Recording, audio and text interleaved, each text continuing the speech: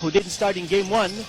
But I guess that's how Coach Yeng Giao is. He's so unpredictable. He also catches you off guard with his different combinations as far as starting units are concerned. So, that's more mental than anything else. I don't think that's a mechanical error, but it's very mental because I think he realizes that Alexander is a very athletic defender. Here's Billy Mamaril. He slams it up. So here's that slam dunk earlier mula kay Big Mama, Billy Mamaril. That time between Jay at saka si Mamaril outside, Pacana, open shot. Meantime, here's Artadi firing away. Yes! Ball is kicked up by Dunsil, but there's a steal by Artadi. Artadi on the move, and Alexander sends the gas. And a perfect handoff for Alexander with a Perdua. Kagiwa against Celino Cruz, and he is sandwiched, and he makes it!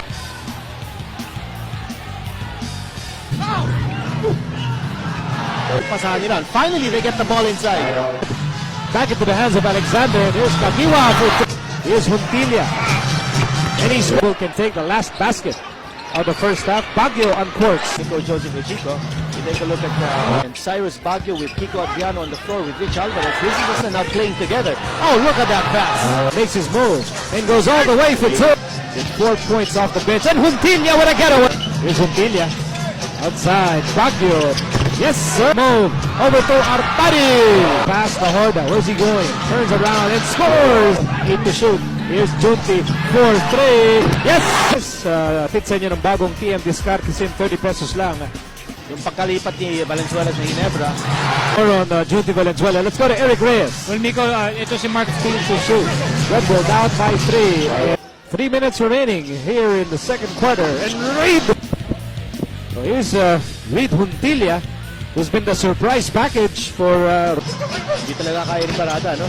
Alexander's always right there for the bigger natin. best row here on Alves at Kagiwa on the move.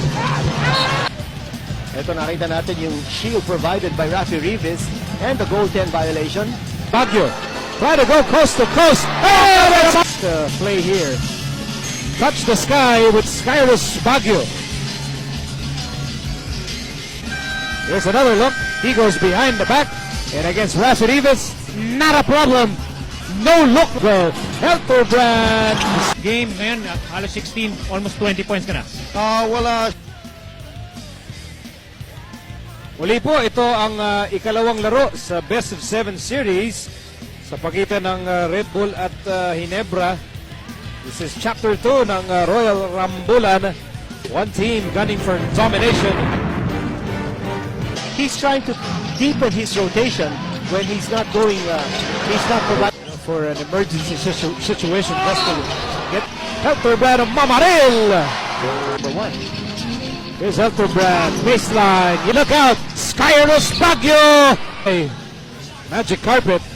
This happened back in the first half with a no-look layup. That's our boy. There's JJ Helterbrand as Adriano against Helterbrand. Got it back. Provided quality minutes in the first half. And he makes the basket. Reed Huntilla, you see that slight screen given by Adam Parada. Firing away. And Alexander will get the E. Kagiwa, Paul Artadi, Billy Mamaril. And Parada on the move. Back to Baguio. Baguio, 4-3. Yes, sir! Para sa Ginebra. And here's Artadi with a look. Artadi on the move. Artadi over to Alexander. Here's Baguio with a nice. Ito yung nangyari kanina, yung looper. At matatawagan yata ng technical foul si Nick Denisi. Ito yung perfect pass break play. Artadi. Tingnan natin. And the door is shut. Pagsak si Artadi. Well, that was Baguio on the move. Baguio all the way for 2. Going to third period. Helterbrand for 3. Yes! Foul on the 44, Chris Alexander. Alexander with the foul. Alexander for the foul. Back to Kagiwa. They swing it over to Helterbrand from the same spot. Ito. Panoorin natin kung ano nangyari. Foul on the 43, Alex Susano. Collision. Technical foul on Alex Susano. Look, a swipe. Akala yata akala niya siya si Nadal. Ginawang tennis ball yung bola. And it's a technical foul. At yan naman si Buba. Naku. Go in the third quarter. Helterbrand for 3. And he is... So, P-interest na naman for Helterbrand. Opposition. Here's one more player, Melino Cruz. Oh, yes. Helterbrand red hot in the second half. And Rivas scores up. So just keep on the pressure. Pero yun nga lang, you leave yourself. And his outside shooting capability is in Helterbrand now because Helterbrand has been waxing hot. Slicing through. This Mamaril. Salvacion putback is good. Plus a foul against Rivas. And it's a goal. He is unstoppable. Ito, hinabol niya, oh. But he gets the ball back, and Rivas will Horda. Now Horda with a reverse. Oh, it goes in. Chris Alexander handoff. Kagiwa. Here comes Parada. Off the glass is good. Nagsasaludo. Layout. Gets those outside shots. So yung inside-outside attack ng si Penisi yata natawagan. It's over for Nick the Slick. And he held down. You watch it there. He held down. Naku, yan. He held down Billy Mamaril. That was a Productive night for Mick Pinit. Biblical proportions here with 3 and 25 to go. He drives, he misses. too strong, and he was all alone for that one. Look at Alexander. Will do to get back in the game with just 2 and 27 remaining as Parada's cause with his No Fear fearless move of the game. Brought to you by No Fear Underwear. Got the balls for it. Sa penalty situation ngayon ng Ginebra. Here's Baguio for 3. Oh, yes.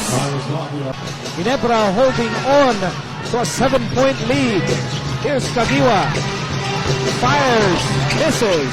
Bola na punta kay Horda. Red Bull is still in the game, no doubt. Montilla for 3. And a long rebound is picked up by Baguio. And they need to score in a hurry. Here's Parada. No go. And that should do it. Sunod-sunod ang mantis ng Red Bull. Not getting the flow from their offensive players and the lack of consistency from the outside. That made the difference. At saka yung depensa ng Ginebra, Parada again showing signs of immobility in this game. So you wonder whether he's 100%. It's now 2-0 for Barangay Ginebra over Red Bull sa ating best of 7 semifinals. Chris Alexander and the Gin Kings. Winners anew.